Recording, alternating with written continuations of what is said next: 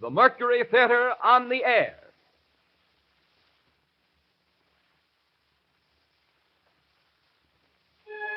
The Columbia Broadcasting System takes pleasure once again in bringing you Orson Wells and the Mercury Theater on the air in the unique summer series which signalizes radio's first presentation of a complete theatrical producing company. In tonight's performance, the sixth in a group of 9 weekly broadcasts, the regular CBS stations are joined by a coast-to-coast network of the Canadian Broadcasting Corporation. Here is Orson Wells himself, the director of the Mercury Theater, star and producer of these programs, to tell you about tonight's play. Mr. Wells. Wherever you are in the world, an hour and a half from now, there will come to you through these same radio facilities the voice of the President of the United States. Until then, here is another president.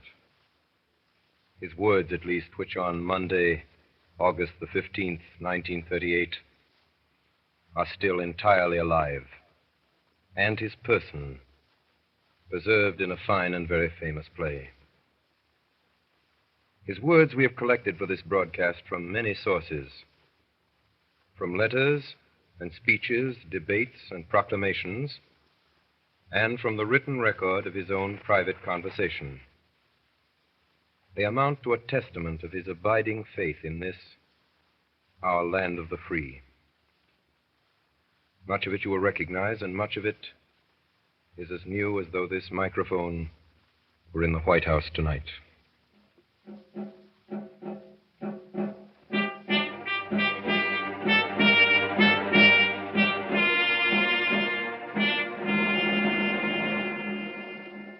I was born February 12th, 1809, in Hardin County, Kentucky. My parents were both in Virginia, von distinguished families, second families, perhaps I should say. My mother, who died in my 10th year, was of a family of the name of Hanks, some of whom now reside in Macon County, Illinois. My paternal grandfather emigrated from Rockingham County, Virginia, to Kentucky, where a year or two later he was killed by the Indians. When I came of age, somehow I could read, write, and cipher to the rule of 3. That was all. I have not been to school since. Little advance I now have upon this store of education I've picked up from time to time under the pressure of necessity. I was raised to farm work, which I continued till I was 22. 21, I came to New Salem, where I remained a year as a sort of clerk in a store. Then came the Black Hawk War, and I was elected a captain of the volunteers. A success which gave me more pleasure than any I've had since. From 1849 to 1854, I practiced law in Springfield. What I've done since then is pretty well known. If any personal description of me is thought desirable, it may be said I am in height 6 feet 4 inches, nearly and lean in flesh, weighing on an average 180 pounds, dark complexion with coarse black hair and gray eyes. No other marks or brands recollected. Yours truly, Abraham Lincoln.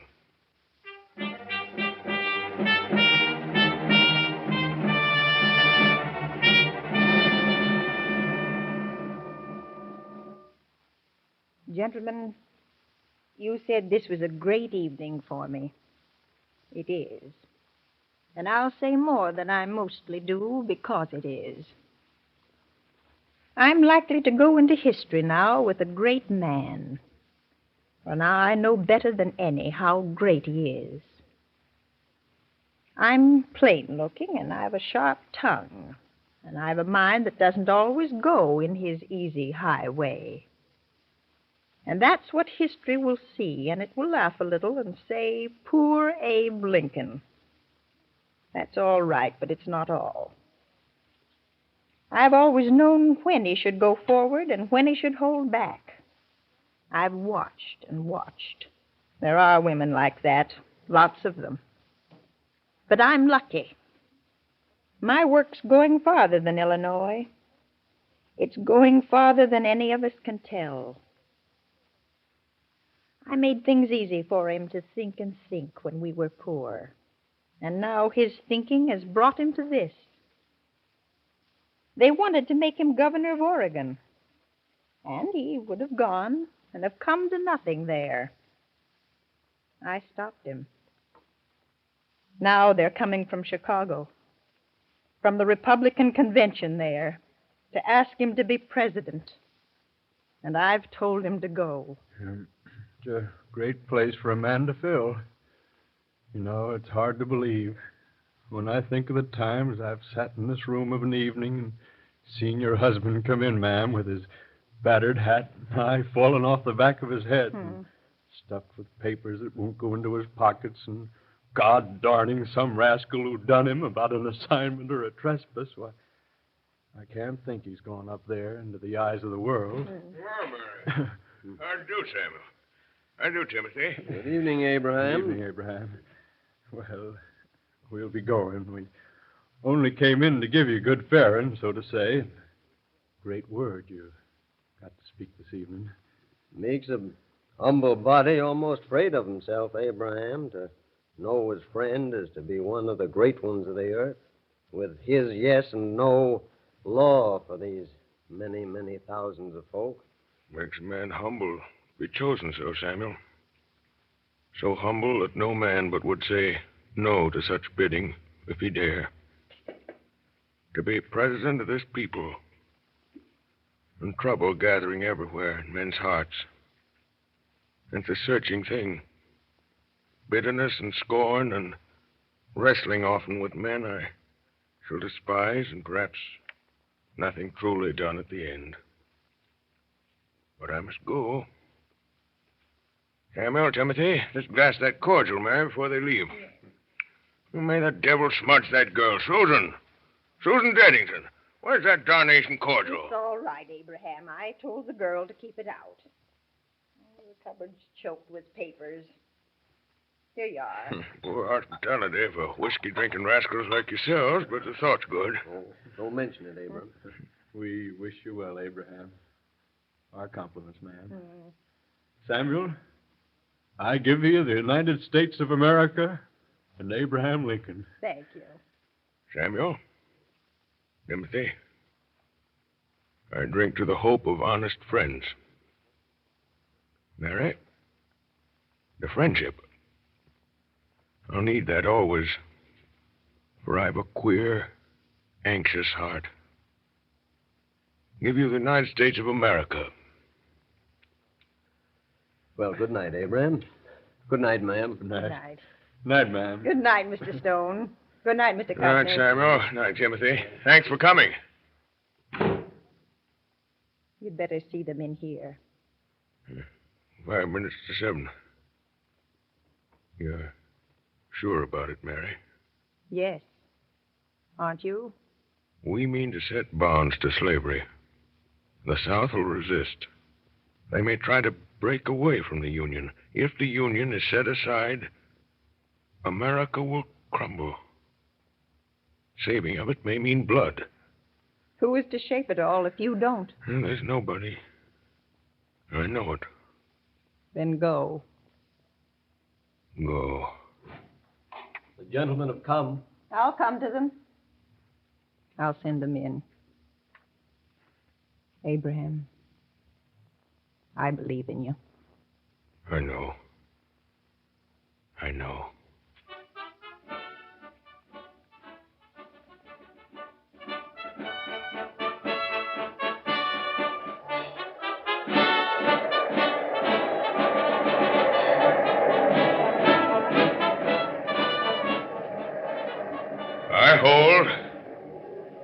I hold that there is no reason in the world why the Negro is not entitled to all the natural rights enumerated in the Declaration of Independence. The right to life, liberty, and the pursuit of happiness. I hold that he is as much entitled to these as the white man, and the right to eat the bread without the leave of anybody else, which his own hand earns. He is my equal, and the equal of every living man.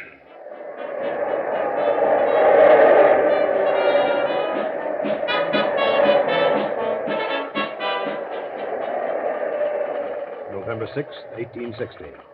Republican Party 180 out of 303 electoral votes. 1,857,000 out of 4,645,000 popular votes. Lincoln elected president.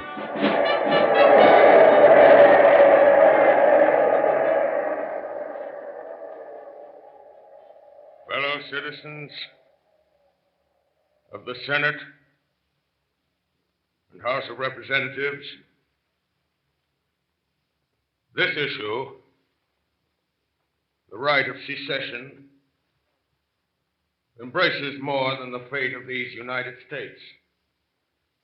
It presents to the whole family of men the question whether a constitutional republic or democracy, a government of the people, by the same people, can or cannot maintain its territorial integrity against its own domestic forces. It presents the question whether discontented individuals, too few in numbers to control administration, can always, upon the pretenses or arbitrarily without any pretense, break up their government and thus practically put an end to free government upon the earth. Is there, in all republics, this inherent and fatal weakness? Must a government of necessity be too strong for the liberties of its own people, or too weak to maintain its own existence? It's the common feeling in the South, Mr. Seward, that as Secretary of State, you're the one man here at Washington to see this thing with large imagination. I say this with no disrespect to the President.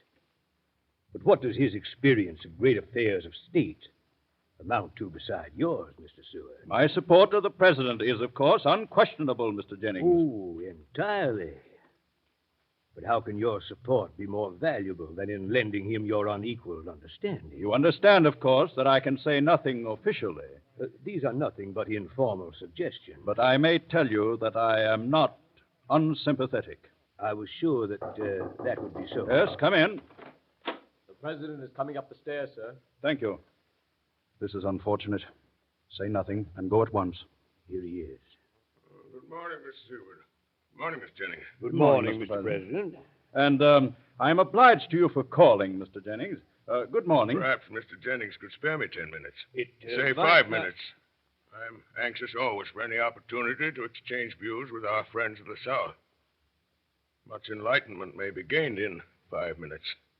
Be seated, I beg you. Mr. Seward will allow us. By all means.